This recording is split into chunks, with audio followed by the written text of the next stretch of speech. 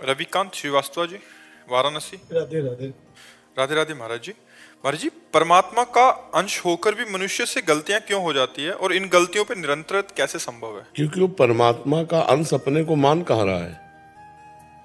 वो तो अपने को मानव मान रहा है, पुरुष मान रहा है, शरीर भाव है।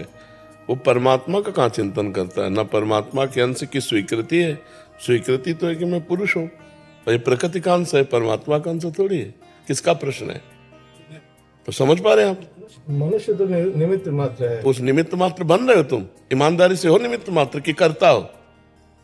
तुम करता हो इस समय या निमित्त मात्र हो? करता है तो फिर भोगना पड़ेगा तुम्हें। निमित्त मात्र बन जाओ तो अभी सब काम बन जाए। निमित्त मात्र, केवल निमित्त मात्र भाव सभ्य साचिन, मैं करूंगा, तू केवल गांडी में प्रत्यंचा चढ़ा, मैं सब करवाऊंगा। भगवान कह रहे ना, आप मैं कर रहे हो आप स्वयं। क्योंकि अगर यहाँ झूठ बोलोगे तो दुर्गति हो जाएगी। यहाँ कोई प्रपंच का स्थान तो नहीं है ना, यहाँ प्रपंच से निवृत्त होने का स्थान है। तो अंदर से देखो, आप स्वयं संकल्प करते हैं, आप स्वयं कर्मों को करते हैं, आप स्वयं भोगों को भोगते हैं। तो आप निमित्त मात्र नहीं है, आप कर्ता और भोगता है। तो अहंकार विमूढ़ आत्मा, भगवान की वचन, कर्ता अहमिति मन्यते, और वो अहंकारी को फिर उसके कर्म के अनुसार दुर्गति या सदगति होती है। शुभ कर्म करेगा तो स्वर्ग लोक जाएगा, अशुभ कर्म करेगा तो नरक लोक जाएगा। शुभ अशुभ मिश्रित होंगे तो मृत्यु लोक आएगा, और शुभ अशुभ दोनों को मिटा दे तो भगवान की प्राप्ति हो जाएगी। तो हम लोग निमित्त मात्र कहाँ है? अगर निमित्त मात्र बन जाए तो जैसे रहट चल रहा है झूले में, तो झूला चल रहा है, आप केवल बैठे हैं, सारी प्रक्रिया तो झूले से हो रही है ना। वो रहट ऐसे चल रहा है, ऊपर नीचे आ जा रहा है, और उसमें आप व्यर्थ को अपना मान लेंगे तो आपका व्यर्थ ही अहंकार होगा। प्रकृति के संचालन के झूले में आप झूल रहे हैं, कभी सतोगुण, कभी रजोगुण, कभी तमोगुण। सतोगुण का आया तो सात्विक भाव, रजोगुण का आया तो राजसिक भाव, तमोगुण का आया तो तामसिक भाव। लेकिन आप ये नहीं मान रहे कि माया के गुणों के द्वारा प्रेरित होकर ये क्रियाएं हो रही। आप मान रहे मुझे गुस्सा आया, ये मैंने खाया, ये मैंने पिया, ये मैंने किया, है ना अंदर। इसी का परिणाम बंधन होता है, इसी का परिणाम दुर्गति होती है। ये छोड़ दे, बस इतना ही तो जानना है, निमित्त मात्र। इतना ही जिसको अनुभव हो गया कि निमित्त मात्र केवल है, सारा खेल प्रकृति से हो रहा है, माया से रतो जीवन मुक्त हो गया। वो विषयान ग्रहणंत मुंचंत हुआ, वो विषय भोगे या त्याग दे, कोई फर्क नहीं पड़ता। वो पूरे सृष्टि का संहार कर दे तो कोई फर्क नहीं पड़ता, क्योंकि वो तो निमित्त मात्र है। जो कुछ हो रहा है, हो रहा है, बुरा हो रहा है या भला हो रहा है, गुणों के अनुसार हो रहा है। गुण माया से प्रेरित है, माया ब्रह्म से प्रेरित है, आप निमित्त मात्र हैं, तो जीवन मुक्त हो गए। लेकिन ऐसा नहीं है। हम करता है, हम भोगता है, हम सुख लेते हैं, हम सुख देखते हैं, तो ये सब फिर प्रपंच है। इसी से तो निवृत्त होने के लिए है। जैसे निमित्त मात्र में आता है, भगवान की सत्ता के बिना एक पत्ता भी नहीं हिल सकता है ना। तो आप ये कब सोचते हैं? आप ये कब सोचते हैं? केवल प्रवचन बोलने में बोल दिया, आप सोचते हैं कभी? हर समय ये बात देख रहे हैं कि हो रहा है, मैं तो केवल दृष्टा हूं, मैं तो केवल निमित्त मात्र हूं, सब कुछ हो रहा है, राधा राधा राधा राधा राधा सब हो रहा है। अभी तुम आत्मा बन जाओगे, अंदर से महात्मा बन जाओगे। केवल एक बात पकड़ लो, मैं निमित्त मात्र हूं, सब परमात्मा के द्वारा कराया जा रहा है। मैं एक निमित्त मात्र हूं, सब परमात्मा के द्वारा कराया जा रहा है। बार बार तुम्हारा चिंतन चले तो न काम का चिंतन, न क्रोध का चिंतन। काम क्रोध का जब चिंतन होता है तब गलत काम होते हैं। और जब निमित्त मात्र बन जाओगे, परमात्मा के द्वारा चलाया जा रहा हूं, मैं परमात्मा का अंश हूं, तो फिर ये सब बातें ही नहीं रह जाएंगी, आप महात्मा अपने आप बन जाएंगे। तो हम लोग क्या करते हैं कि शास्त्रीय किसी एक बात के पॉइंट को पकड़ लेते हैं और उसके निर्णय को तो समझते नहीं। तो जहां हम संत सभा में वो बात बोलेंगे तो फीकी पड़ जाएगी। नहीं, बात यही सत्य है कि सब निमित्त मात्र हैं। तीन गुणों से प्रेरित होकर माया के संपूर्ण जगत के कार्य हो रहे हैं, और संपूर्ण माया को प्रेरणा देने वाला ब्रह्म है। ब्रह्म से प्रेरित माया, माया से प्रेरित त्रिगुण, त्रिगुण से प्रेरित पूरा चराचर जगत, ब्रह्मा विष्णु महेश भी। रजोगुण से प्रेरित होकर वो सृष्टि रचते हैं, सतोगुण से प्रेरित होकर सृष्टि पालन करते हैं, तमोगुण से प्रेरित होकर सृष्टि का संहार करते हैं। अब वो करते नहीं हैं, वो प्रेरित हैं, इसलिए वो बंधते नहीं।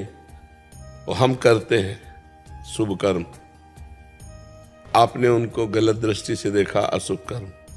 आज मैं सत्संग में गया था, आज मैं संत से मिला था, आज मैंने बिहारी जी के दर्शन किए शुभ, तो अशुभ भी मैंने किए, तो दोनों का फल मिलेगा, ना कि मोक्ष। कभी ऐसा आता है बिहारी जी की इच्छा से निमित्त मात्र बना, उनके दर्शन हो गए, बिहारी जी की इच्छा से सत्संग गए, सत्संग हो गए। नहीं, आप सत्संग नहीं, भगवान ने किया। हर जगह भगवान को लगाना देख शुरू कर दो, अभी आप देखो जीवन मुक्त होने लगोगे। तो हर जगह भगवान नहीं है, क्यों? इसलिए हम लोग जो है कच्चे ज्ञानी हैं। सच्चे ज्ञानी हो जाए तो बात ऐसी ही है कि जैसे एक ट्रेन में आदमी बैठा था, वो दौड़ रहा था डिब्बे में, तो उससे लोगों ने पूछा, भाई तेरी क्या समस्या है, तू बैठ जा। तो कहा, मुझे अमुक स्टेशन जल्दी जाना। तो बोले, ट्रेन चल रही, तू बैठ जा, तू बैठ जा, ट्रेन चल रही है, बस काल चक्र चल रहा है, तू बैठ जा भगवान के चरणों में, उनको जब जो करवाना सब वैसा हो जाएगा। लेकिन हम लोग ऐसे नहीं हैं, ईमानदारी से है, हम करता हैं, हम भोगता हैं, तो इसीलिए हमको बंधन प्राप्त हो रहा है। और करता भोगता भाव हट जाए तो हमारा कोई बंधन नहीं, कभी किसी भी तरह का बंधन नहीं। जीवन मुक्त थे, जीवन मुक्त हो और जीवन मुक्त रहोगे, भगवान के अंश को कोई बांध नहीं सकता, वो स्वयं फंसा हुआ है। बंध्यो कीर मरकट की नाई, गोस्वामी जी ने कहा है कि जड़ चेतन ही ग्रंथि पड़ गई, यद्यपि मृषा छूटति कठिनाई। जड़ चेतन की ऐसी ग्रंथि पड़ गई, यद्यपि ग्रंथि पड़ ही नहीं सकती मृषा, पर छूटत कठिनाई। बंध्यो कीर मरकट की नाई, जैसे तोता है, उसको पकड़ने के लिए एक ऐसे पोल डाल दिया, जैसे पोल का मतलब पंखा घुमाने वाला, हाथ वाला पंखा में ऐसे करो ना तो घूमता, वो पोल, और ऊपर लाशा कोई गोंद टाइप रख के उस पर दाने चिपका दिए, और वो आके जो ही ऐसे बैठा दाना चुनने के लिए, सो पोला घूम गया। अब वो और जोर से पकड़ लिया, अगर वो छोड़ दे तो मुक्त है, पर वो छोड़ न, वो सोचता है अगर मैं छोड़ा तो मर गया, क्योंकि उल्टा टंग जाता है ना, वो घूम गया पोला वजन पा करके। तो बंधे कीर, अगर वो छोड़ दे तो उड़ जाए। अब ऐसे मटकी में छुहारे भर दिए या दान चना भर दिए, और बंदर लोभी जाते ऐसे दोनों हाथ डाल के ऐसे पकड़, अब वो निकल नहीं रहा। बंधे कीर मरकट की नाई, अगर वो मुट्ठी छोड़ दे तो निकल जाए, लेकिन वो समझता मुझे किसी ने पकड़ लिया। ऐसे उपाय करेगा? ऐसे नहीं करेगा। ऐसे ही हम लोग हैं, स्त्री पुत्र परिवार शरीर सबकी ममता भोग, नाना प्रकार के मकान धन विविध प्रकार के और इनको पकड़े 5 ज्ञानेंद्रियों के द्वारा, शब्द स्पर्श रूप रसगंध संसार रूपी मटके में, तो काल रूपी बहलिया आता है और मार करके हमको चला जाता है। नहीं तो हमें कोई नहीं पकड़े। बताओ कौन पकड़े? हम खुद पकड़े। हमने शरीर को अपना माना, शरीर संबंधियों को अपना माना, भोगों को अपना माना, यही हमारा बंधन है। और यही निवृत्त हो जाए कि ये तो सब चल रहा है, आप केवल निमित्त मात्र हैं, इतना आपको अंदर ज्ञान हो जाए और आप हर समय भगवान के चिंतन में वो देख रहे हो रहा है, तो आप निष्पाप महापुरुष हो जाएंगे। आपको कोई भी दंड नहीं मिलेगा, चाहे जीव मर जाए, चाहे जीव जी जाए, चाहे बड़ा पुण्य हो जाए, चाहे बड़ा पाप हो जाए, आपको कुछ नहीं भोगना पड़ेगा। तभी तो जीवन मुक्त हो जाता है वो। जीवन मुक्त महापुरुष के पुण्य पाप नहीं बनते हैं, अपने बनेंगे, क्योंकि अपने अहंकार से युक्त हैं। तो वो अंदर वाला मिट जाए, जबान से भले कुछ जबान से आप बोलो मैंने कर किया, लेकिन अंदर से आपके चल रहा है कि ये सब, तो बस फिर वो आपको बंधन कारक नहीं होगा। अभी हमारा जबान से है, अंदर से है कि मैं। देखो दर्पण में देखो तो लगता है मैं हूं, नहीं, बस यही बंधन है। ये बंधन कट जाए तो आप परमात्मा स्वरूप है। आप कभी अपने स्वरूप का चिंतन ही नहीं करते। आप अपने स्वरूप का चिंतन कभी करते हैं? क्योंकि आपने अपने को जाना ही नहीं, केवल सुनी बात कह रहे हैं कि आप परमात्मा के अंश हैं, है ना। और जब आप जान जाएंगे अपने को, तो परमात्मा का अंश नहीं है, आप परमात्मा ही है। गंगा जल चाहे एक चम्मच हो तो गंगा जल है, चाहे एक टैंकर हो तो गंगा जल है, और चाहे एक धारा हो तो गंगा जल है। गंगा जल तो गंगा जल है ना। तो पूर्णमदः पूर्णमिदं पूर्णात् पूर्णमुदच्यते पूर्णस्य पूर्णमादाय पूर्णमेवावशिष्यते। वो परमात्मा पूर्ण है, तो उसका अवशिष्य जो है अंश जो है वो भी पूर्ण है। ईश्वर अंश जीव अविनाशी, चेतन अमल सहज सुख राशि। सहज सुख राशि परमात्मा स्वरूप है वो, उसको कुछ नहीं चाहिए, वो आप्त काम है। लेकिन हम वही आप्त काम होते हुए भी शरीर राग के कारण कामना से युक्त हो गए।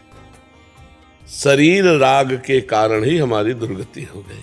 हमें जो शरीर मिलता है उसी को अपना स्वरूप मान लेते हैं। शरीर मिलते जाते हैं, कर्म बनते जाते हैं, बिछुड़ते जाते हैं, फिर शरीर में पुनरपि जननम पुनरपि मरणम पुनरपि जननी, जैसे ये चक्र चल रहा है। अब ज्ञान हो जाए इस बात का और कर्तत्व भोक्तत्व मिट जाए तो जीवन मुक्त हो गया। इसीलिए सतमार्ग है, इसीलिए अध्यात्म है। और ये भजन के बिना होगा नहीं, केवल बुद्धि के विचार से नहीं होगा, भजन होना चाहिए। खूब नाम जप करो, भगवान का नाम जप करते हो, हाँ खूब नाम जप करो और परोपकार करो और कोई पाप कर्म न बनने पावे। और यही विचार रखो कि सब यंत्रवत चल रहा है, मेरे कुछ संभाले नहीं संभलेगा, मेरे कुछ बनाए नहीं बनेगा। ये प्रकृति का प्रवाह चल रहा है, मैं तो परमात्मा का अंश हूँ। थोड़ा थोड़ा चिंतन करो और नाम जप करो तो देखो धीरे धीरे अंदर ही आपको प्रकाश समझ में आ जाएगा, गली मिल जाएगी जहां आप अपने स्वरूप में पहुंच जाएंगे। पाप हो जाता है, अनुभूति होती है बात में, लग कर रहे हैं ये पता नहीं चलता कि हम ये पाप कर रहे हैं। हाँ, क्योंकि कामना उस समय होती है ना, जैसे हमारी कामना भूख से पीड़ित हो तो हमको कुछ नहीं सुनाई देगा, पहले भोजन चाहिए। ऐसे जब काम की व्याकुलता होती है तब कुछ सुनाई नहीं, वो काम भोग के बाद निर्णय करो बैठ के कि पाप था कि पुण्य था। उस समय तो कामना का भूत सवार था, उसने कर बैठा ला। और कामना का भूत होता सुख भोगने की इच्छा, सुख के लिए ही सारी चेष्टाएं कामनाएं होती हैं। और सुख है परमात्मा में, हम उसे प्रकृति में आरोपित करते हैं, इसलिए आज तक नहीं सुखी हो पाए। प्रकृति का बार बार भोग करते हैं, सुख तो मिलता नहीं। और इच्छा है हमें सुख की और वो है परमात्मा में, परमात्मा से हम विमुख, इसलिए कभी सुख नहीं मिल पाया आज तक। जब से सृष्टि हुई भोगते ही चले आए। अगर हम ये विवेक धारण करके और अपने को मोड़े और परमात्मा की तरफ मोड़े तो अभी सुख का अनुभव होने लगेगा। पर परमात्मा से विमुख है हम। सन्मुख होए जीव में जब ही जन्म कोटि अघ नाशों, तुम्हें भगवान के करोड़ों जन्मों के पाप नष्ट हो जाते जब जीव भगवान की सन्मुखता प्राप्त करता है। इसलिए भगवान के शरण में हो, भगवान के पावन लीला कथाओं को श्रवण करो, खूब भगवान का नाम जप करो, नाम कीर्तन करो और लोगों में भगवत भावना करके उनकी सेवा करो। अगर माता पिता कभी किसी की सेवा मिल जाए तो जरूर करना चाहिए, उससे शरीर पवित्र होता है। वंदना मिश्रा जी, छत्तीसगढ़ से। श्री हरिवंश महाराज जी। महाराज जी, आपके श्रीमुख से यही जाना है कि माया पर विजय विवेक के द्वारा प्राप्त किया जाता है। गुरुदेव, प्रेमी भक्त और विवेकी भक्त में क्या अंतर है? प्रेमी न माया से तरना चाहता है, न किसी दुख से बचना चाहता है, वो केवल भगवान से प्यार करना चाहता है। उसमें कामना रहितम, किसी भी तरह की कोई कामना नहीं होती। लेकिन विवेकी पुरुष विवेक के द्वारा असत का त्याग करके सत्य में स्थित होकर मोक्ष प्राप्त करना चाहता है। प्रेमी और विवेकी में अंतर है, विवेकी को अपना बल है और प्रेमी को भगवान का बल है।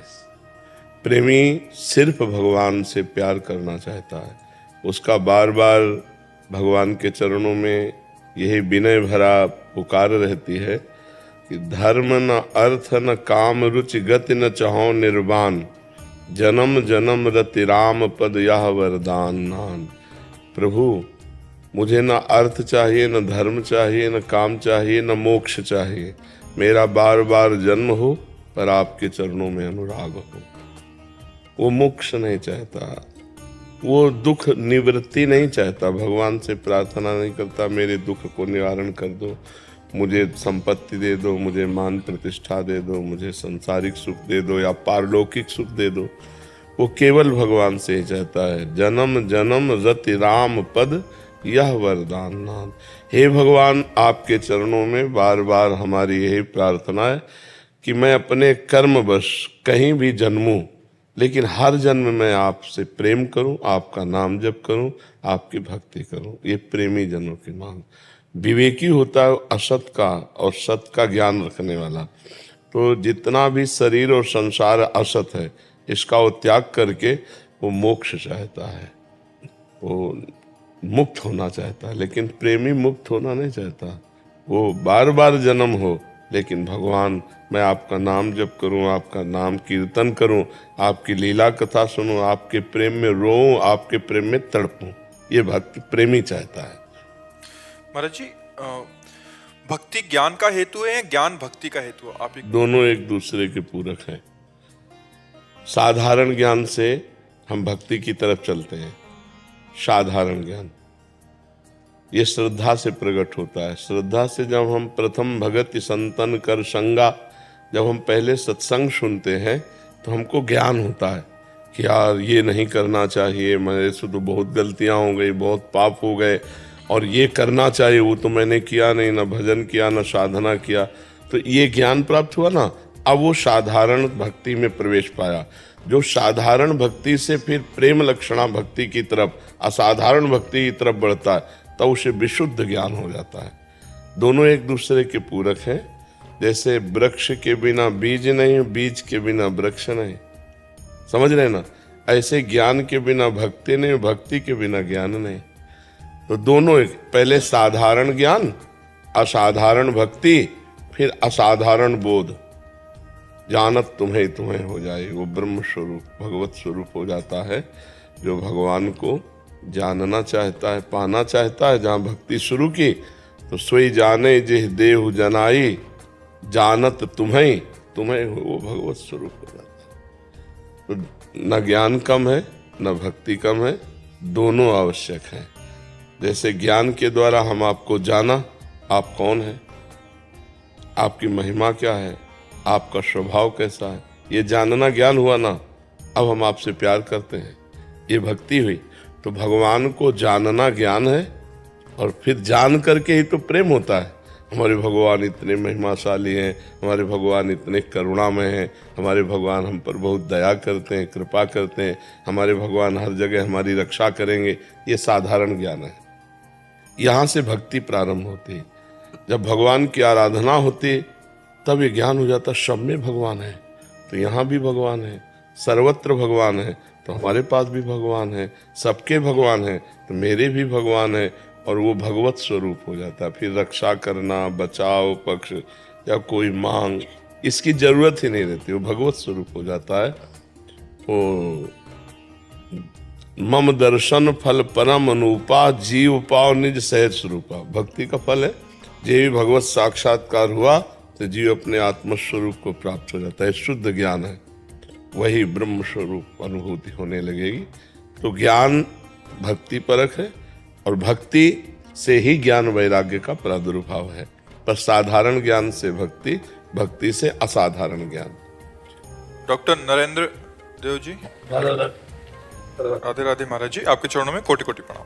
महाराज जी, भक्तिमती मीरा जी का एक पद है, गली तो चारों बंद हुई हैं, मैं हरि से मिलूं कैसे जाऊं, ऊंची नीची राह रपटीली पाँव नहीं ठहराऊं। और अंत में कहते हैं कि जुगन जुगन से बिछड़ी मीरा सतगुरु दई मिलाई।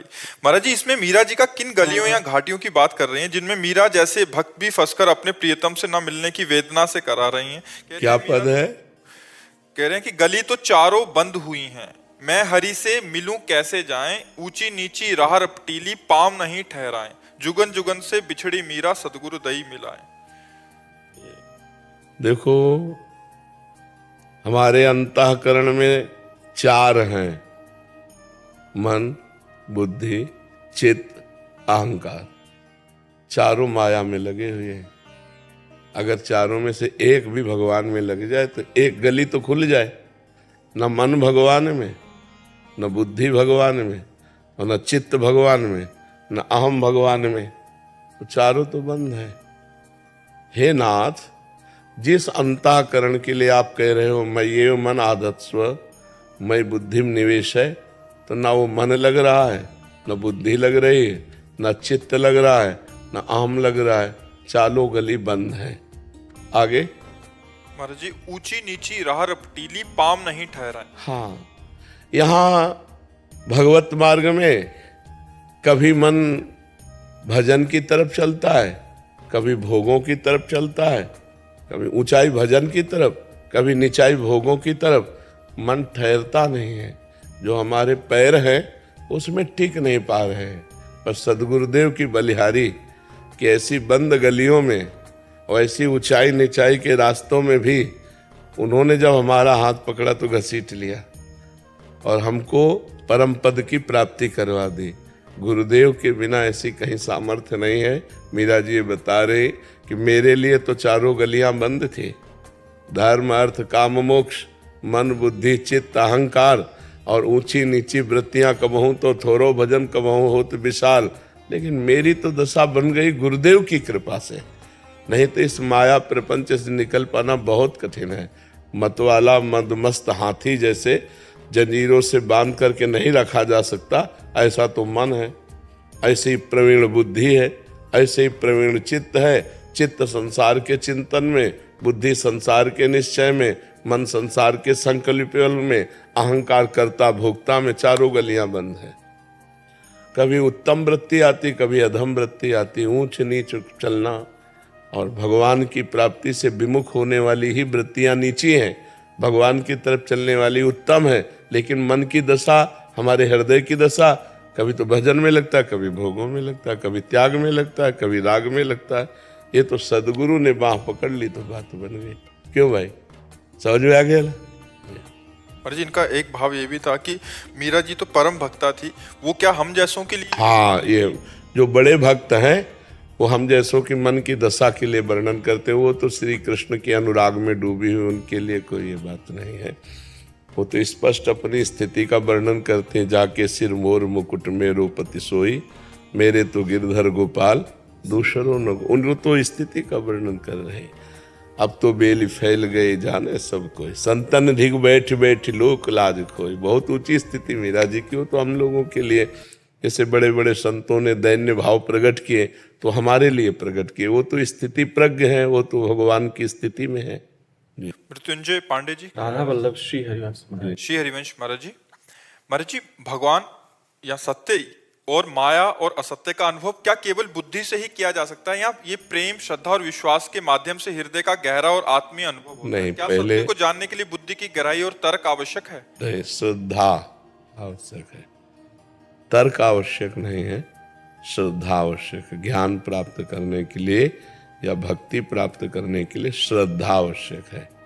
श्रद्धा के बाद विश्वास आवश्यक है। विश्वास जब हो गया तो प्रतीति में विश्वास होता है ना, और विश्वास के बाद जो ज्ञान प्राप्त होता है वो भगवत प्राप्ति है। श्रद्धावान लभते ज्ञानम तत्परः संयतेन्द्रियः, और ज्ञानम लब्ध्वा, 2 बार ज्ञान शब्द आया ना, तो श्रद्धावान शास्त्रीय ज्ञान को प्राप्त करता है।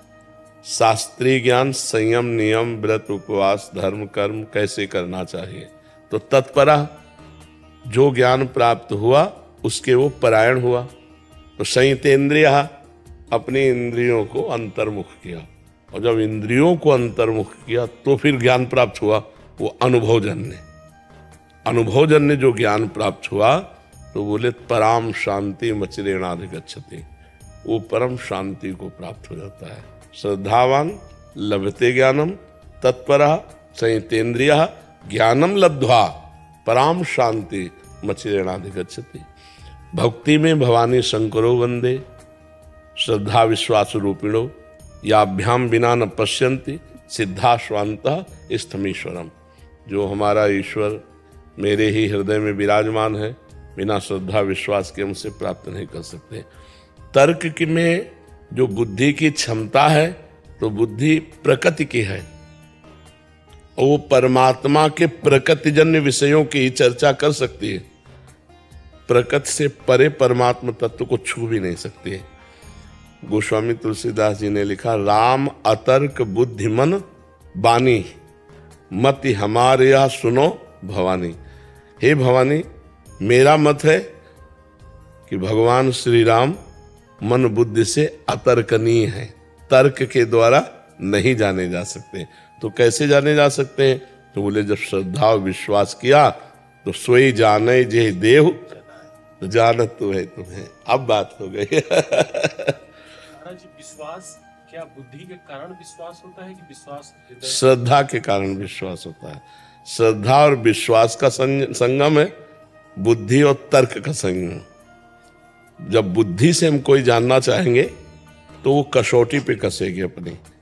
तो बुद्धि प्राकृतिक है, वो प्रकृति जन, ये कैसे बोलते हैं, ये कैसे चलते हैं, ये कैसे खाते हैं, ये क्या पीते हैं, इनका क्या, वो प्रकृति जन क्रियाएं देखेगी, परमात्मा स्थिति तो नहीं देख सकती ना, इसलिए उसका देखना अंधा है। किसी की बाहरी क्रिया से आंतरिक स्थिति का परिचय आप प्राप्त नहीं कर सकते। अपने ब्रह्मबोध संपन्न महापुरुषों के दर्शन किए, उनके साथ रहे। शरीर की विशुद्ध नहीं, ऐसी ब्रह्माकार वृत्ति है। अब लोग दर्शन करने आ रहे हैं तो उनके शिष्य कपड़ा डाल दिए, ऐसे बड़े विशाल काय शरीर, एकदम परमानंद स्वामी जी। लड़का बिटिया बहुरिया ऐसे बच्चे, बहुरिया तुम कढ़ी बना लेते हो? हाँ महाराज, बहुत दिन हो गए कढ़ी नहीं खाया। आप सोचोगे यहाँ ब्रह्मचर्चा सुनने वाले कढ़ी मांग रहे हैं। अब कैसे आप पहचानोगे उनको कि हमें पता है कि कितनी उच्च कोटि के महापुरुष। तुम्हारे गाय है बच्चा? हाँ महाराज जी, रबड़ी बहुत दिन से नहीं पाया। अब आप सोचो क्या नाटक कर रहे हैं? नाटक भी नहीं कर रहे। आप पहचान ही नहीं सकते कि किस कोटि के महापुरुष है। जैसे जड़ भरत जी को इतना बड़ा सत्संगी रहुगण जो कपिल भगवान से सत्संग करने जा रहा, पालकी में बैठे, भला जान पाया? और पालकी में जोत दिया एक दिव्य महापुरुष को। तो हम बाहरी प्रकृति को देख सकते हैं अपनी बुद्धि के द्वारा, परमात्मा स्थिति को नहीं देख सकते। परमात्मा स्थिति तो श्रद्धा और विश्वास से होती है। पर जी श्रद्धा और विश्वास कैसे उत्पन्न होते हैं? महापुरुषों के संग से। जब हम सत्संग, इसीलिए भक्ति का प्रथम सोपान है, प्रथम भगति संतन करि संगा। पहली भक्ति कही गई, क्यों? क्योंकि इसी से पूर्णता हो जाएगी। जब हम सत्संग करते हैं ना, पहली भक्ति श्रवणम, सुना जन्म, श्रवणम कीर्तनम स्मरणम विष्णुपाद सेवनम अर्चनम वंदनम दास्यम सख्य आत्मनिवेदनम। ये आत्मनिवेदन पूर्णता है। तो ये कब हुई? श्रवण से। जब हम संतों के मुख से सुना ब्रह्मानंद, भगवदानंद, भगवान की प्रेम, स्वभाव, करुणा, मंगल की बातें, तो हमारे हृदय में श्रद्धा उत्पन्न हुई। जब श्रद्धा उत्पन्न हुई, हम सत्मार्ग में चले तो कुछ कुछ अनुभूतियां होने लगी, तो विश्वास होने लगा। समझ रहे ना? हाँ, इसमें सही पूछो तो बुद्धि को बेचना है। लेकिन महाराज जी, पूरी पढ़ाई लिखाई, संसारिक शास्त्र सब तो बुद्धि को ही प्रखर करने में लगे हुए हैं। कितना शार्प कोई देख सकता है, कितना समझ सकता है। तो इसके बाद वो क्या मुक्त हो पाए? क्या नहीं। भाई जी हनुमान प्रसाद पोद्दार जी का एक पद, हमें बुद्धिहीन बना दो हे। ये जितना दौड़ेगी ना उतना ही फंसाती जाएगी। महाराज जी, कुछ समय जैसे आप कहते हैं मानी संख्या लगा के चलते रहे, तो गुरु पे विश्वास करके कि हम जैसे गाइड कहाँ लेके जा रहा है, हम केवल विश्वास कर रहे हैं, तो चलते रहें, लक्ष्य की प्राप्ति हो जाएगी। यही इसका भाव है महाराज जी। कुछ समय मतलब अपनी बुद्धि को एक साइड में रख, प्रथम हृदय श्रद्धा जो करे, आचार्यजन जाय अनुसरे, जहां जहां हरिवंश के, और रसिकन की सेवा जब होई, प्रीत सहित बूझो सब कोई, कौन धर्म हरिवंश को, कौन सुरीति, कौन आचरण। जब हम श्रद्धा करेंगे प्रथम, तभी अब आगे बढ़ पाएंगे। बस महाराज जी, अंतिम एक, संत के बीच में रहना, संत जनों के बीच में रहना, या उनकी सुन के और उनके संयम पे रहना, क्या बात दोनों एक ही जैसा है? वो ज्यादा है। जो संत से दूर रह करके और उनकी केवल आज्ञा पर अपना जीवन व्यतीत कर रहा है, वो उससे ज्यादा है जो उनके नजदीक रह रहा। क्यों? क्योंकि नजदीक वाले को तो विरह नहीं सताएगा, उसको तो है कि मैं इनके नजदीक हूँ, लेकिन उसको वो आज्ञा का पालन कर रहा है नजदीक वाला, और उनके सानिध्य में है, तो उसमें एक कमी है कि उसे विरह नहीं व्याप्त है।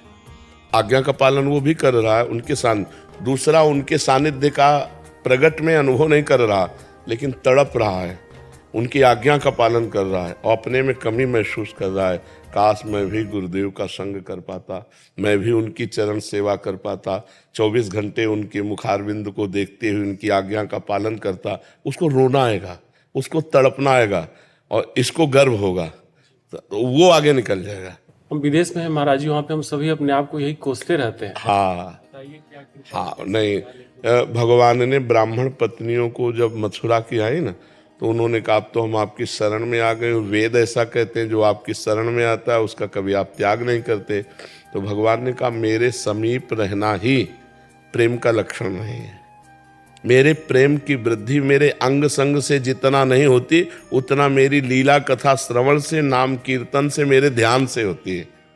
तो अंग संग आवश्यक नहीं है, आवश्यक है उनकी आज्ञा का पालन। आज्ञा पालन में अंग संग का अनुभव होता रहेगा। जैसे आप मेरे गुरुजी ने कहा है, मेरे गुरुजी ने, तुम्हारे दिमाग में गुरुजी बैठे, तुम्हारे हृदय में गुरुजी बैठे, और इसके बाद एक अभाव है दैन्यता, एक अभाव है अहंकार का। हृदय में दैन्यता कि यार सब कुछ तो है, पर मैं अपने गुरुदेव की चरण सेवा आज तक नहीं कर पाया, आज तक गुरुदेव को भोजन नहीं पवाया, आज तक गुरुदेव को स्नान नहीं कर, हमारे भाग्य इतने कहाँ। तो ये दैन्यता और वो भजन उसको आगे बढ़ा देगी।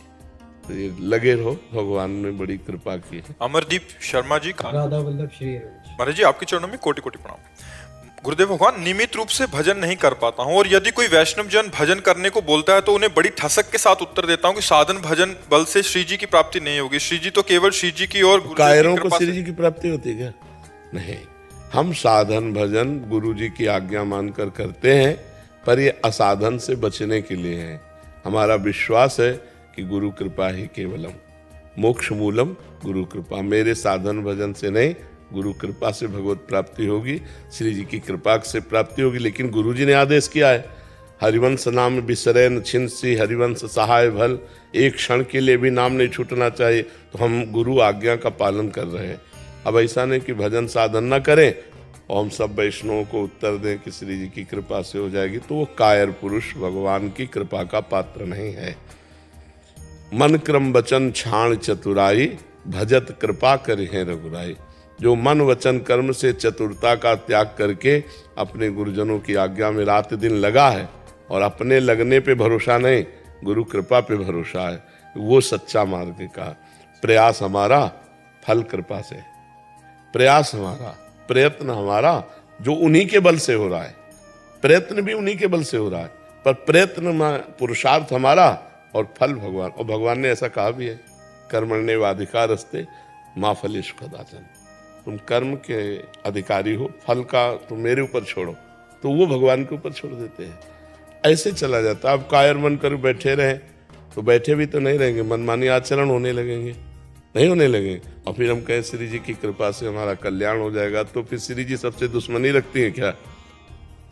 फिर तो चराचर जगत श्री जी का है, सबका कल्याण हो जाना चाहिए, पर नहीं होता।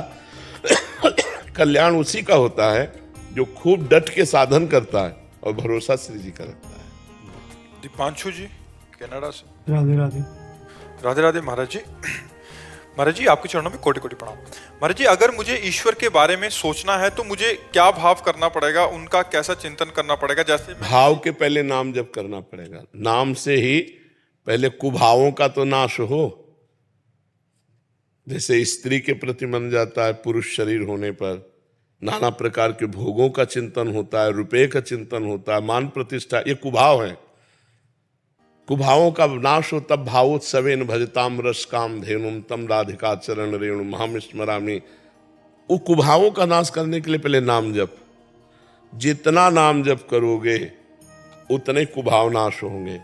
नहीं चाहे जो भेष बना लो, चाहे जिस देश में रहो, कोई परिवर्तन नहीं होने वाला। सर्वत्र माया है, माया का कोई एक गढ़ नहीं है। क्या यहाँ माया नहीं है? धाम है भगवान का, तो यहाँ भी माया है। भजन करोगे तो तुम्हारा चश्मा अलग होगा, तुम्हें अलग दिखाई देगा, और भजन नहीं करोगे तो अलग चश्मा होगा, अलग दिखाई देगा।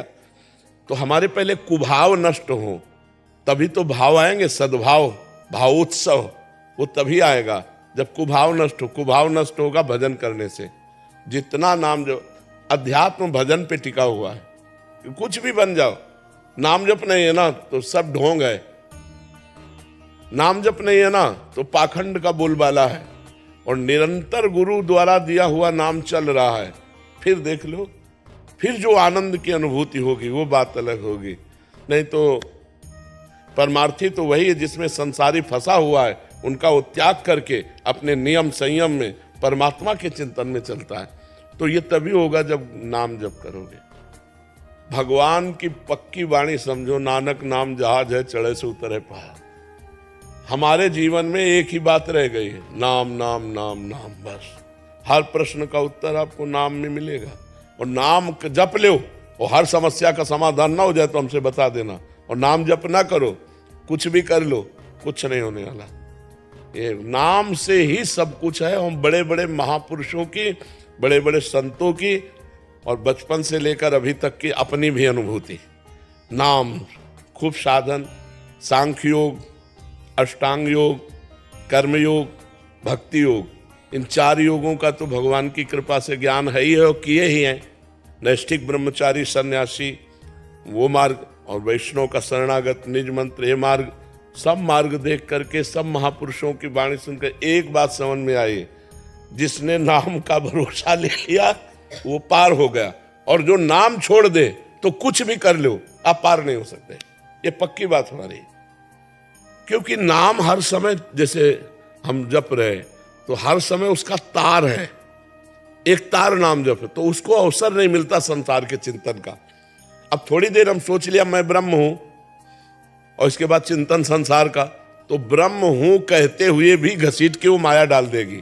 शिव विरंचिका मोहई को है बपुरान, अस जिए जान भजी मायापति भगवान। माया बहुत प्रबल है, केवल मैं ब्रह्म हूं इतने कहने से नहीं मानेगी। रात दिन नाम जप करो तब पार हो जाओगे। नाम जब छूटा माया घसीट लेगी और आप समझ ही नहीं पाओगे माया किसे कहते हैं। घसीट करके उसके अनुसार भोग करोगे, ये कृपा नहीं। कृपा है जब ये अच्छा न लगने लगे। नहीं खान पान ते भावे है, नहीं कोमल वसन सुहावे है, सब विषय लगे ते खारा है, हरि आशिक का मगन्यारा है। खान पान सुख चाहत अपने, तिनको प्रेम छुअत नहीं सपने, जो नाना प्रकार की विलासता। तो इसलिए नाम जप सच्ची मानो सबके लिए प्रश्न का उत्तर है नाम जप। राधा राधा कृष्ण कृष्ण शिव शिव राम राम राम राम वाहेगुरु वाहेगुरु, जो प्रिय लगे, जो गुरुदेव ने दिया उसको खूब जपो, निरंतर जपो, बस हर प्रश्न का उत्तर है। जब बड़े बड़े सिद्धों को शरीर का भोग भोगना पड़ा तो तुम्हारे छूछा से किसी का भोग नष्ट हो जाएगा। इसलिए किसी भी तरह की समस्या का समाधान भगवान का नाम जप है। अन्य किसी तरह भटकने की कोशिश मत करो, कोई तुम्हारे दुख को दूर नहीं कर सकता। सुनो भरत भावी प्रबल बिलख कहो मुनिलात, हा निलाभ जीवन मरण जस अपजस विधिया। बस भगवान के भरोसे रहो, जो दुख सुख पड़े सह लो और नाम जप करो तो माया से मुक्त हो जाओगे। और अगर नाम जप नहीं तो मेरी अनुभूति माया बख्शेगी नहीं, कहीं ना कहीं भ्रष्ट हो जाओगे और फिर अगला जन्म हो जाएगा। और नाम जब चल रहा है तो पार हो जाओगे। बिल्कुल सुदृढ़ बात, सहज बात नानक साहब कह रहे, नानक नाम जहाज है चढ़े सुतरे पार। नाम में चढ़ गए पार हो गए। निरंतर नाम जप करो पार हो गए। नाम एक ऐसा जहाज है जिस पे बैठने वाला आज तक डूबा नहीं। कलयुग केवल नाम आधारा, सुमिर सुमिर नर उतरे पर। तो खूब नाम जप करो तब भाव बन पाएंगे। अनिमेश जी बिहार से। राधा वल्लभ श्री हरिवंश। श्री हरिवंश महाराज जी, जैसे हम कहीं मंदिर जाते हैं, राधा वल्लभ जी यहाँ कहीं भी तीर्थ स्थान पे, तो वहाँ फूल प्रसाद गिरा होता है, तो गलती से पैर लग जाता है। कोई अपराध तो नहीं, गलती से किसी बाबा जी को पैर लग जाता है नहीं, मैं देखना है जैसे ठाकुर का कोई प्रसादी चीज है, जैसे पुष्प है, तुलसी है, जो ठाकुर जी पे चढ़ा है और वो प्रसाद किसी ऐसे आदमी को मिला जिसको उसका महत्व पता नहीं, उसने मीठा तो पाया और सब फूल माला फेंक दिया, ऐसे डाल दिए, और वो हमारे पैरों के नीचे पड़ा, तो हमारे सारे पुण्य नष्ट हो जाए। तो बहुत भीड़ रहता है ना, तो पता नहीं चलता वो पैर पे। हाँ, तो इसीलिए तो संभाल के, इसीलिए तो खाली जाते हैं लोग, कौन भर के जाता है। बहुत संभाल के चलना। अगर हमारे पैर के नीचे आ रहा है हम खड़े हो जाते हैं, पहले उसको उठा के माथे से लगाते हैं, उसको ऐसी जगह रखते हैं जहाँ पैर न रखे। जैसे हमारे ग्रंथ पे चढ़ा हुआ फूल, ग्रंथ पे चढ़ा हुआ, मान लो गुरुवाणी पे चढ़ा हुआ फूल है या गुरुवाणी पे चढ़ा हुआ वस्त्र है, वो हमारे गुरुवाणी के समान ही सम्मान है। तो ऐसे ही हमारे भगवान के प्रति जो चढ़ा हुआ पुष्प है, पत्र है, वो भगवान के समान है। पर ये लोग समझते नहीं है, इसलिए मीठा तो पा लिया और फूल ऐसे फेंक दिए, और जो लोगों के पैरों में पड़े तो उनके पुण्य नष्ट हो जाते हैं। तुलसी जी की माला और हाँ, ये सब नहीं। जब प्रसाद लेना चाहे तो ऐसे लेना चाहिए, जो फूल माला का कि जो है वो हमारी झोली में है, और उसे ऊंचे स्थान पे रखना चाहिए। और जब सूख जाए तो पवित्र सरोवर या पवित्र नदी के पास खोद करके और उसको समाधि कर देना चाहिए, जिससे किसी के पैर ना लगे। ऐसा तो अपने को ध्यान रखना है। मान लो किस किस को बतावे, वो तो देते जा रहे हैं। अपने को चाहिए कि अपने लें बहुत संभाल करके और बहुत मर्यादा से रखे। प्रभु और मान लो गुरुदेव और गुरुदेव की प्रसादी वस्तु समान समझी जाती है। गुरुदेव, गुरुदेव की पादुका, गुरुदेव के वचन, गुरुदेव के वस्त्र, गुरुदेव की हर वस्तु भगवान के समान समझी जाती है। ऐसे प्रभु गुरुदेव स्वरूप है, उनकी कोई भी वस्तु, पुष्पमाला, कुछ भी उस सर माथे पे हो, चरणों के नीचे थोड़ी होनी चाहिए। विजय कुमार जी राजस्थान से। श्री हरिवंश महाराज जी, महाराज जी आपके बल से दिनचर्या नित्य निरंतर अच्छे से चल रही है। वो श्री जी साथ होने का समय समय पर अनुभव भी कराती हैं, किंतु इसके साथ ही उपासना करते समय जो मन में विकार उत्पन्न होते हैं, उनसे बाकी सब विकारों को तो आपकी कृपा से संभाल पा रहा हूं, लेकिन बार बार मन विकार उत्पन्न नहीं होते। विकार जो हमारी चिप में भरे हैं वो डिलीट होते हैं। मन रूपी एक ऐसी चिप है जिसमें करोड़ों जन्म की बातें भरी, करोड़ों जन्म की। आप जितना जितना ज्ञान प्राप्त करेंगे तो आपको भूत भविष्य वर्तमान का उतने ज्ञान होता चले। देखो, माया का काम है पर्दा डालते रहना। अभी हम पूछे परसों दोपहर के आपने क्या खाया, तो आपको सोचना पड़ेगा परसों धीरे से लौटोगे। अगर पूछे 1 महीने की 1 तारीख को आपने क्या पाया, असंभव है बता पाना, बिल्कुल नहीं। देखो, इसी जन्म में हम माँ के गर्भ में 9 महीने रहे, 1 सेकंड का भी हमें ज्ञान नहीं कि कैसा अनुभव हो रहा था। माँ के गर्भ में इसी जन्म में हम रहे, हमें ज्ञान नहीं कि 1 सेकंड का भी कैसा हमें अनुभव हो रहा था। ऐसे हमारी स्मृति लुप्त होती जाती है। अनेक जन्मों की गंदी आदतें, अच्छी आदतें सब उसमें भरी है मन में। जब हम भजन करते हैं तो निकलती है, क्योंकि निर्मल मन जन सो मोहि पावा। तो अगर हम भजन न करें तो भरती रहती है।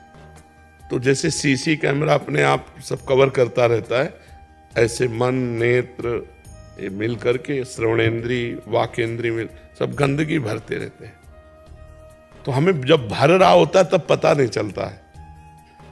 जैसे यहाँ कूड़ा कब भरा पता नहीं, लेकिन अभी खड़े हो और सोनी लगाओ तो कूड़ा निकलते दिखाई देगा, आते कूड़ा नहीं दिखाई दिया। ऐसे ही हमारे मन में कब कूड़ा आया हमें पता नहीं चला।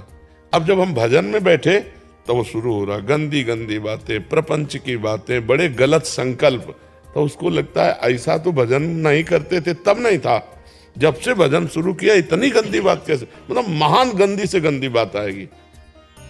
वो आ नहीं रहे, वो जन्म जन्मांतरों की मन में भरी हुई चिप है, वो निकल रही। नाम पाहरू दिवस निश ध्यान तुम्हार का। अब रात दिन नाम का पहरा तो आ तो सकती नहीं गंदगी, और अंदर गंदगी टिक नहीं सकती, क्योंकि नाम भगवान चल रहे हैं, तो वो निकल रही है बार बार। अब जैसे एक बार काम की बात निकली, दूसरी बार फिर वही काम की, तीसरी बार फिर वही काम की, तो सोचता है डिलीट कब हुई, कह रहे थे डिलीट हुई।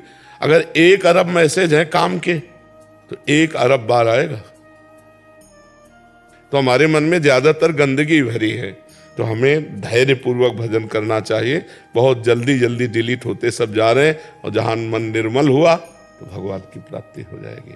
नाम जपने वाले के अंदर विकार जा नहीं सकते, क्योंकि नाम पहारू दिवसनिस, नाम का पहरा है, वो विकार निकल रहे हैं। तो आपको भी आनंद मिलेगा जब करते समय देखो निकल रहे हैं। आप उसे सोच रहे हो आ रहे हैं और आप लड़ने लगे तो आपका चिंतन कमजोर हो गया, वो टिक गए। आपको लड़ना भी नहीं, बुरी से बुरी बात को बस देखना है कि निकल रहे, उसमें रस नहीं लेने लगना। मन में पूरी फिल्म भरी है, आप देखो ना, मैं चित्र सहित दिखाएगा। अगर रसगुल्ला का चिंतन होगा तो मैं स्वाद सहित तो कभी जिंदगी में जो पाए हो, तो उस दिन उस तारीख के स्वाद को लाके दिखाएगा। देखो क्या, आओ खाओ रसगुल्ला, छोड़ो माला। वो कहेगा कि छोड़ो माला रसगुल्ला, आप चुप रहो, कुछ बोलो ना, दस्तखत करना है हाँ ना, चुप। राधा वल्लभ से राधा वल्लभ निकलते चले जा रहे हैं, राधा वल्लभ। ये अनुभव की बात कह रहा हूं, ये पढ़ी लिखी बात नहीं कह रहा हूं, ये निज अनुभव की बात कह रहा हूं। वो निकलते चले जा रहे हैं, तभी मन निर्मल होता है। भजन करने से धीरे धीरे धीरे धीरे मन निर्मल होता है। देखो, उसकी पहचान ये है कि जब भजन नहीं करते थे 1 मिनट भी मन भगवान में नहीं लगता था। आज भजन करते हो तो आज आप सत्संग की बातें समझ रहे हो, मन भगवान में लग रहा है, और आप पहचानने लगे कि ये मन गंदा है और ये मन का पार्ट अच्छा है, ये सलाह इसकी गंदी है और ये इसकी अच्छी है। पहले गंदे कार्य हो जाने पर एक अभिमान जागृत होता था, आज गंदा काम हो जाने पर आपको रोना आएगा, जलन होगी, बहुत बड़ा पवित्र हो गया मन। और पहले होता था कि आज मैंने ये कार्य कर लिया, अब अगली बार ये करेंगे, उसमें एक उत्साह और गर्व जनित अहंकार जनित बात आती, मैंने ये भोग लिया, मैंने ये कार्य कर लिया। आज अगर आनंद पूर्वक भोगने की बात कहो तो आनंद नहीं रह जाएगा, भोग भी हो गया तो जलोगे और रोगे। तो वो गलती जब जिसके प्रति दुखी होगे वो दोबारा बहुत कम करके आएगी, और अगर और दुखी हो गए तो आना ही बंद हो जाएगी। जब हम हर्षित होकर भोगते हैं तो हमारे घर में अड्डा बना लेती है, हृदय रूपी घर में वो वासना अड्डा बना लेती है, वो बार बार विक्षेप डालती है। तो भजन करने से हमारी वासनाएं नष्ट होती हैं, ऐसा हमें अनुभव करते हुए भजन करना चाहिए। जी। तो शांत त्रिवेदी जी। राधे राधे राधे राधे महाराज जी। महाराज जी, क्या एक हाथी को खिलाने का पुण्य और 1 लाख चींटियों को खिलाने का पुण्य, क्योंकि हाथी की खुराक बहुत होती है, चींटियों की संख्या बहुत होती है, होना खिलाना भावना सेवा में? अगर हाथी में भी भगवान देख के पवारे और चींटी में भी भगवान देख के पवारे तो एक चींटी और एक हाथी के पवाने का बराबर पुण्य मिलेगा। और भगवान नहीं देख के हाथी देख रहे हो, चींटी देख रहे हो तो भेद तो हो ही जाएगा, कोई पुण्य में फिर बेवकूफी थोड़ी है। चींटी तो एक दाना से तृप्त हो जाएगी, उसके लिए 1 कुंतल भोजन चाहिए। दोनों में भगवान देखकर यदि दे रहे हो कि हाथी में भी वही भगवान है और चींटी में वही भगवान, तो पुण्य बराबर।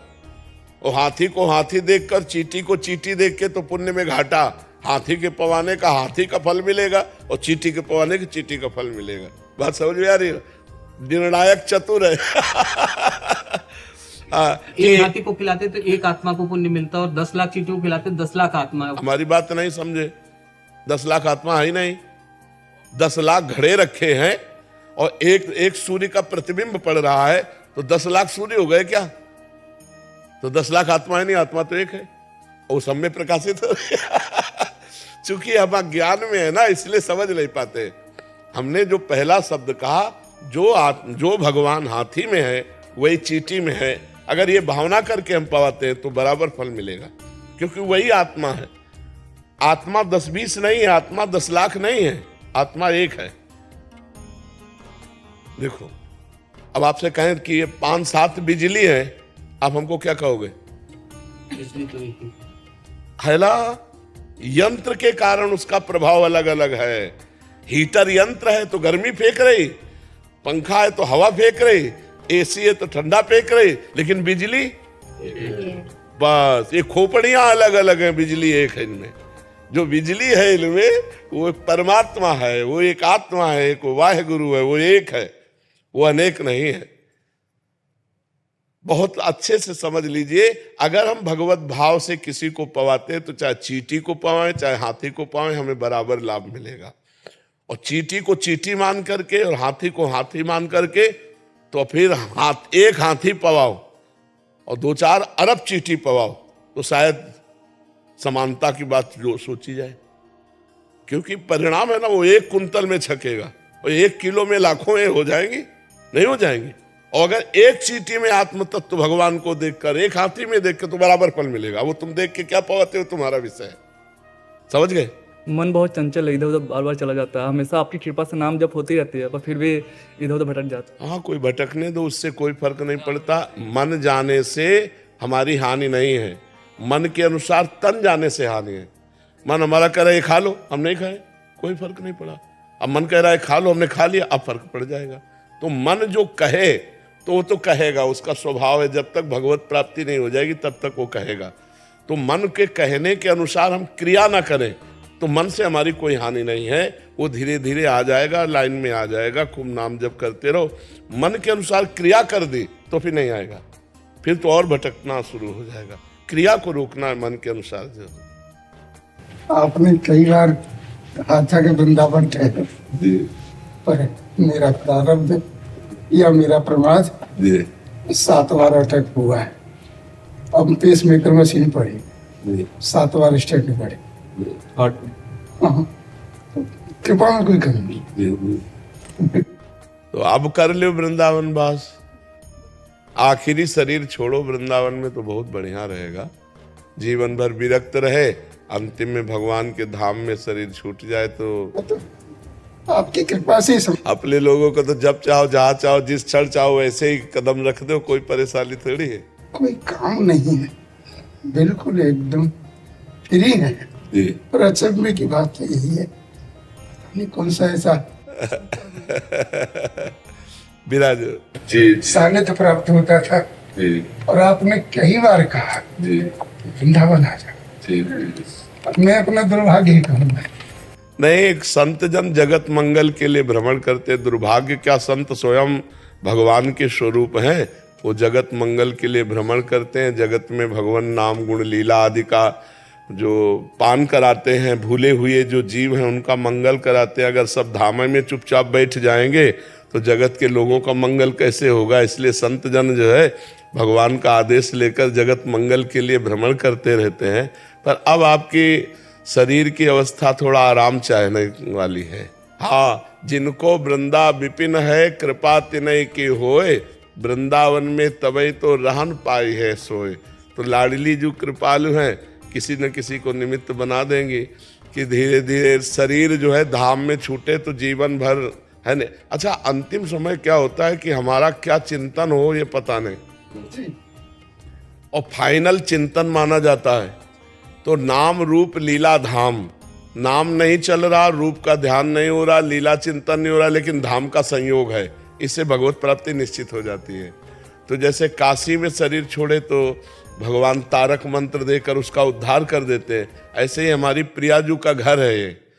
प्रियाजू का राधा कृष्ण की केल स्थली है, यहाँ जो वास करता है उसे निश्चित भगवत धाम की प्राप्ति होती है। जो यहाँ शरीर छोड़ता है, वृंदावन प्रभाव सुन अपनों ही गुण देत, जैसे बालक मलिन को मात गोद भर ले। कैसा भी मलिन बालक हो माँ जैसे गोद में भर लेती है, ऐसे भगवत धाम हर जीव को भगवत प्राप्ति करा देता है। इसलिए हमें लगता है कि पता नहीं कब श्वास रुक जाए, अगर धाम में छूट जाए तो यही मंगलमय यमुना के किनारे अंतिम लीला हो और कुछ संत जन रसगुल्ला पावे, क्या है। हाँ, और क्या।